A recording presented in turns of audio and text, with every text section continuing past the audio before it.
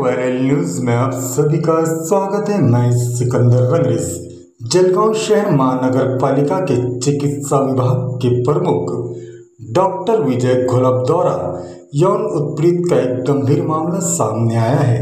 हालांकि डॉक्टर घोलप ने इस संबंध में लिखित माफीनामा भी दिया है, भी मानपा ने अब तक उनके खिलाफ कोई सख्त कार्रवाई नहीं की है। ये आरोप लगाते हुए जलगांव शहर के सभी दलों के नेताओं ने एकजुट होकर 24 जुलाई की दोपहर आयुक्त ढेरे का घेराव किया और जवाब मांगा। आप देखते रहिए इंडिया वायरल न्यूज। हमारे चैनल को लाइक, शेयर, सब्सक्राइब जरूर करें।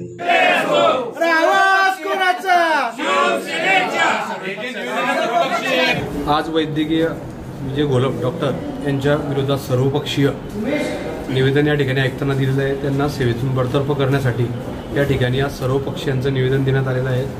आज भारतीय जनता पार्टीचे असतील किंवा शिवसेनेचे शिंदे गटाचे असतील किंवा सर्व पक्षीय असतील, राष्ट्रवादी काँग्रेस पक्षाचे अभिषेक पाटील असतील, सर्व आज त्यांना फोन केला।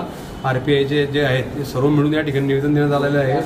बाकी जे आले ते हजर होते, बाकी येऊ शकले नाही, बाहेर आहेत। हे वेळेवर ठरलं की निवेदन देणं आयुक्ताला, त्यामुळे आज या ठिकाणी निवेदन दिलं। सर्वपक्षीय निवेदन आहे, त्यामुळे आज डॉक्टर विजय घोलप यांना कार्यमुक्त करण्याच्या संदर्भात सर्वपक्षीय या ठिकाणी निवेदन देण्यात आलेलं आहे। आयुक्तांनी सांगितलं विशाखा समितीचा अहवाल आल्यानंतर 3 दिवसात ते त्यांचा निर्णय घेणार आहे।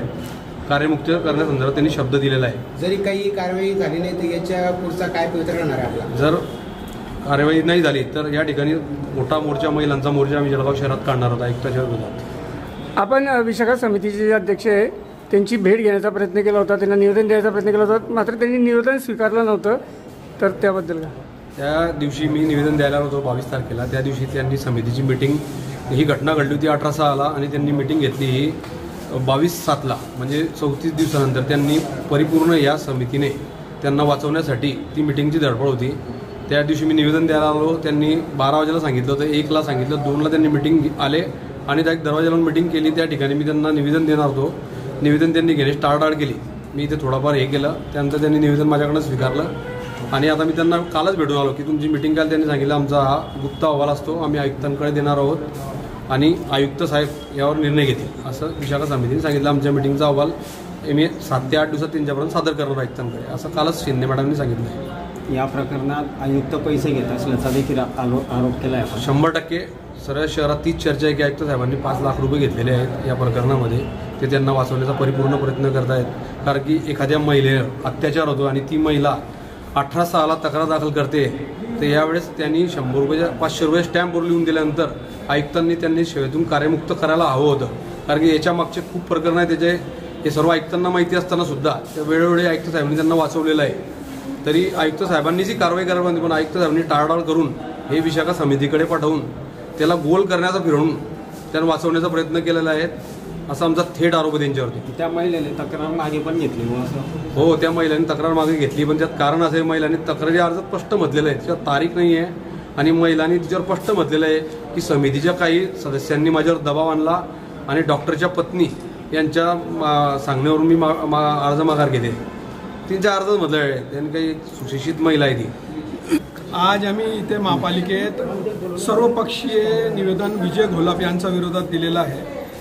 त्यांनी हनी ट्रॅपमध्ये विजय मिळवलेला आहे जळगावमध्ये। त्यांची एक नाही 2-3 तक्रार आहे, याची सखोल चौकशी झाली पाहिजे आणि त्यांनी ते 500 रुपयाच्या स्टॅम्प पेपरवर ॲक्सेप्ट केलेलं आहे। मग आयुक्तांनी समिती नेमणे हे चुकीचं आहे। त्यांनी आम्हाला आश्वासन दिलेलं आहे की 3 दिवसात त्याच्याबद्दल निर्णय घेऊ, नाही तो आम्ही सर्व पक्ष मिळून सोमवारी, जर त्यांनी 3 दिवसात निर्णय नाही घेतला तर मंगळवारी सर्व पक्ष मिळून एक मोठं आंदोलन इथे करणार आहे आणि आयुक्ताला महापालिकेत बंदी घालणार आहे। वैद्यकीय अधिकारी विजय घोलप यांना वाचवण्यासाठी आयुक्त यांनी खरोखर पैसे घेतले संबंध शहरामध्ये वार चर्चा पसरलेली आहे आणि माझ्या माहितीप्रमाणे ती जी पीडित महिला आहे ती SC कॅटेगरीतली महिला आहे आणि तिच्यावर दबाव आणून तिला धमकावून तिने अर्ज मागे घेतल्या हे सांगत आहे। परंतु आपण पाहत असणार की जे सरकारी कामकाजामध्ये ज्या बॉन्डची किंमत असते 500 रुपये बॉन्डची किंमत, त्याला कोणती सीमा नसते, कोणी परिभाषा नसते त्या बॉन्डला, ते बॉन्डवर लिहून त्याने गुन्हा कबूल केलेला आहे, सॉरी माफी मागितलेली आहे. तर याचा मी निषेध करतो की आयुक्त साहेबांनी इतकं कोणती विशाखा समिती कोणती समिती त्याची वाट न पाहता तर थेट त्याच दिवशी कारवाई केली पाहिजे होती असं जळगावकरांना अपेक्षित होते. परंतु साहेब म्हणतात की आमचा अहवाल येईल त्यानंतर आम्ही कारवाई करू, डिसिजन घेऊन निर्णय घेऊ. परंतु आपण पाहत असणार की एका महिलेवर असे अत्याचार होत असेल किंवा त्या यापूर्वी सुद्धा त्यांनी असं काम केलेलं आहे असं प्रशांतजी नाईक यांनी या ठिकाणी नमूद केलेलं आहे.